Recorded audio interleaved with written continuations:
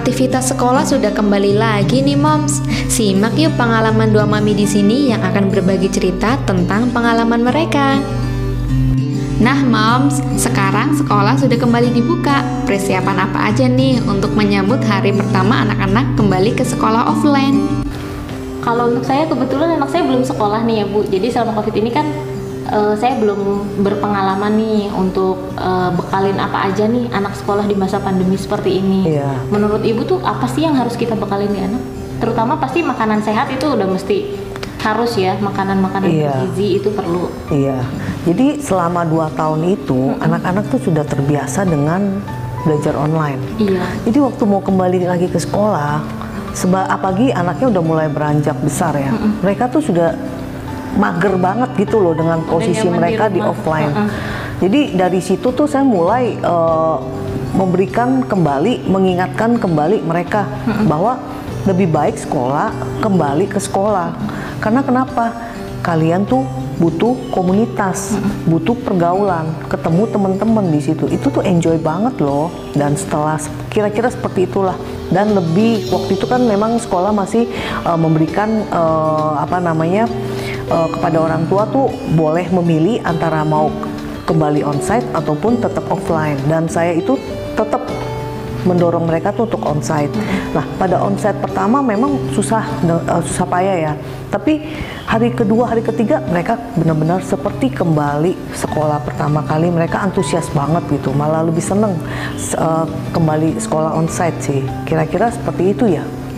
Ada yang dibekalin nggak Bu? Kayak hand sanitizer itu udah pasti harus. Oh iya, itu dari sekolah udah pasti dari harus. Sekolahnya udah ada. Pasti. Itu seperti disinfektan, masker kira-kira ya 3 sampai 5 lembar karena per berapa jam sekali harus diganti. Terus juga hand sanitizer dan selama sekolah itu memang jamnya tuh lebih diperpendek sehingga tidak ada ini sih boleh makan di tempat. Kecuali kalau misalnya makan di tempat memang anaknya terlalu lapar ataupun misalnya pasti ada minum ya. Nah, cepet-cepet buka masker, minum, langsung tutup kembali. Jadi kalau untuk bekal sih sepertinya kita kasih anak makan yang kenyang dulu di rumah. Setelah pulang baru kita kasih makan lagi. Untuk khawatir sih tetap pasti ada ya. Iya, pasti. Memang harus kita jalanin ya Bu. Iya. Gimana perasaannya Mom saat pertama kali pandemi dan mengharuskan anak-anaknya belajar online? Untuk sekolah sih siasatinya itu benar-benar harus perlu kesabaran. Sebagai orang tua kita harus selalu dampingi anak belajar online ya. Kalau menurut Ibu gimana? Ya menurut saya ini semuanya tergantung dari jenjang pendidikannya anak-anak. Karena misalnya dari TK ke SD itu memang perlu banget pendampingan daripada orang tua yang ekstra supaya anak-anak tuh bisa lebih konsentrasi lagi dalam pembelajaran mereka. Jadi pada saat mereka sudah mulai bosan, gimana nih kita menyiasati supaya anak kembali lagi konsentrasi. Nah banyak sih terus terang ibu-ibu tuh kewalahan, termasuk saya sendiri gitu. Jadi yang saya siasati adalah pada saat mereka sudah mulai kelihatan gelagat, sudah mulai bosan, kita mulai mengalihkan sesuatu hal, ajak bicara dulu lah. Jadi dia sudah mulai gimana ya, jadi mulai semangat kembali, baru mulai ajak pembicaraan mulai kembali kepada pembelajaran di sekolah. Nah beda lagi nih dengan SMP dan SMA karena mereka sudah lebih besar, otomatis mereka lebih mengerti dan lebih gampang diberitahu. Dan memang kembali lagi kepada kita sebagai orang tua bagaimana untuk menerapkan pendidikan dengan cara baru sejak pandemi ini kepada anak-anak dari sejak dini supaya mereka mulai membiasakan diri dengan pembelajaran baru seperti ini. Kira-kira seperti itu sih. Selama pandemi, kita semua di rumah aja.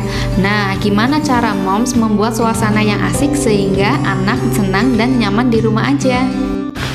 Buat saya nih yang punya anak balita Bu di rumah itu tuh sering banget ya. Anak memang selalu dia bosen, apalagi setiap hari saya tinggal kerja kan. Otomatis dia setiap weekend pasti mintanya ajak jalan-jalan gitu, selalu pengen main. Tapi saya juga kasih pengertian kalau sekarang nih kita lagi nggak bisa main di luar gitu, lagi nggak bisa untuk main yang di tempat rame gitu. Dan ya mensiasatinya tuh paling kita ikut main sama mainannya dia, karena kan memang masih di bawah 5 tahun ya, jadi kita ikut main sama mereka. Kalau dari pengalamannya ibu nih, gimana? Kalau dari saya, kembali ya, anak saya kan udah nggak ada yang balita. Jadi kalau yang perempuan itu, saya ajak ini, apa namanya, dia suka apa sih? Nah, kebetulan anak saya itu suka bikin sesuatu hal, baik masakan, baik nyulam. Jadi saya siasati itu dengan seperti kegiatan seperti itu. Dan ternyata berjalan dengan baik. Dia tuh suka banget gitu. Nah itu untuk yang perempuan. Nah kalau yang cowok gimana? Nah yang cowok itu kebetulan juga ya, anak saya itu saya lihat suka olahraga. Jadi saya suka menyiasatinya dengan yuk kita pagi-pagi bersepeda. Habis bersepeda, sorenya juga kan senggang-senggang begitu selama masa pandemi ya, akhirnya kita main basket. Nah olahraga sesuatu hal lah yang bisa bukan kita sendiri yang maksudnya main single, tapi kita bisa ajak yang bisa berebu gitu loh. Jadi seperti ini kakak adik bisa bermain berbarengan juga, bapaknya juga bisa ikut main. Kira-kira menyiasatinya dengan seperti jadi paling sesekali kita bisa tetap keluar ya Bu, cuma paling selalu sedia hand sanitizer gitu mungkin ya. Iya betul, bener sih. Jadi kemanapun sekarang saya pergi, di tas saya tuh selalu tersedia yang namanya disinfektan dengan hand sanitizer. Karena kan biar gimana pun kita juga perlu untuk keluar rumah, betul. Ada kebutuhan. Jadi ya paling mensiasatinya selalu bawa hand sanitizer kemanapun. Iya bener sih. Bagaimana cara moms menjelaskan dan memberi edukasi kepada anak tentang COVID? Untuk ngasih tahu ke anak sih agak susah ya, apalagi kalau yang anaknya masih balita. Itu memang susah banget. Pertama sih paling itu saya sering ngajarin mereka tuh untuk rajin cuci tangan, sesering mungkin cuci tangan, dan nggak sharing apapun itu sama temennya. Gitu sih kalau dari saya. Kalau dari ibu mungkin?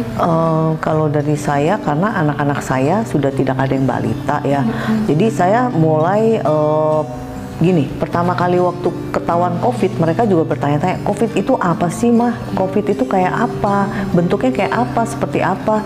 Yang bisa saya jelaskan adalah COVID itu virus dan sesuatu hal yang tidak bisa kita kelihatan secara kasat mata, tapi dampaknya kita bisa rasakan lewat mana, kita tuh jadi jatuh sakit gitu loh. Jadi apa sih yang saya terapkan kepada anak-anak, bahwa setiap kali pulang ke rumah itu harus cuci tangan, terus kita segera ganti baju. Nah setelah ganti baju, apapun benda yang kita bawa itu tuh kita harus bersihkan. Nah contohnya anak-anak sekarang kan juga ya suka ya yang namanya gojek makanan, pesan online dari mana gitu, tiba-tiba udah sampai rumah mereka dapat paket udah happy banget. Nah terus bagaimana? Nah itulah yang mulai saya terapkan. Ayo mulai bersihkan paket yang kamu terima, maupun makanan plastiknya yang tersegel itu kamu semprotlah dengan disinfektan.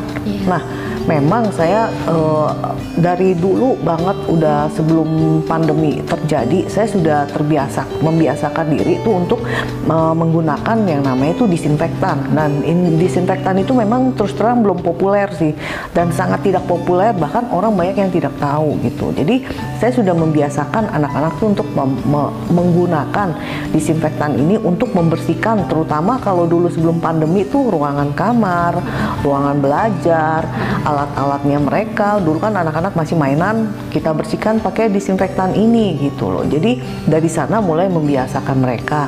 Dan juga setiap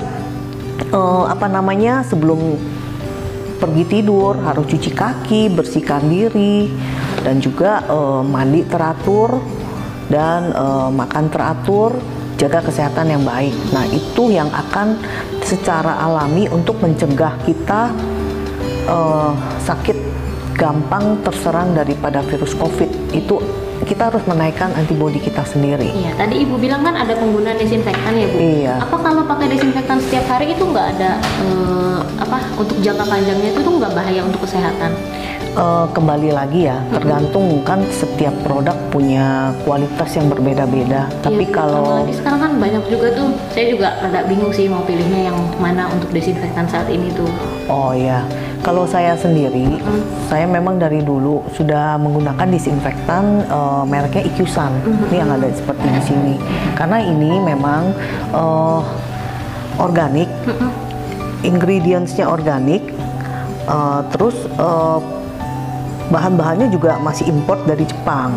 Jadi saya rasa ini pasti aman dan juga nggak masalah kalau misalnya disemprotkan pada saat anak lagi ada main di kamar ataupun lagi makan. Yang penting kita tidak menghadapkan kepada makanan tersebut, tapi kita posisikan di tempat yang lain.